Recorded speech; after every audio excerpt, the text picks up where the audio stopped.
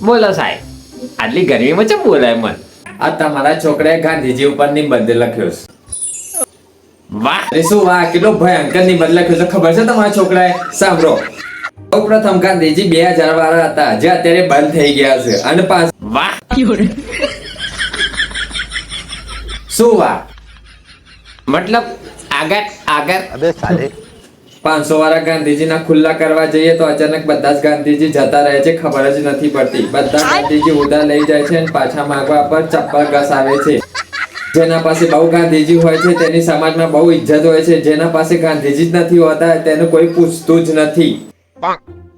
અને જેના પાસે બહુ ટાઈમ સુધી ગાંધીજી હોતા જ નથી ત્યાર સુધી બધી ખબર પડી જાય છે કે કોણ આપણું છે કોણ પારકું છે. અને ગાંધીજીની આપણા જીવનમાં એટલી બધી કમી છે કે બેંક લૂંટવાથી જ પૂરી થઈ શકે એમ છે.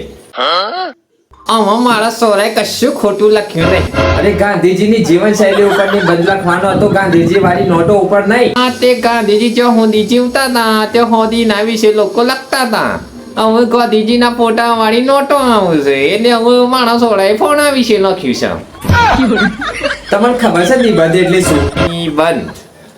નિબંધ એટલે બંધ કર્યા વગરનું. અરે એ બધું છોડો યાર, તમારા છોકરાને 3 દિવસ પહેલા જ શીખવાડ્યું હતું કે ગાંધીજી કેટલા આદિવાસી હતા, કેટલા અહિંસાવાદી હતા. આ તારું તું શેકલા સિસ્ટમ બોર્ડે ને સૌતાલ લે. Get out. જો તમારે ગેટ આઉટ જ કરવું હતું તો બોલાયા હું કરવા ખરાબ બપોરે? હું બધું કામકાજ મૂકીને આવું છું તમારા ચક્કરમાં. Get out. હેડ બેટા, મને તો ગોધીજી આદિવાસી બની દીધા.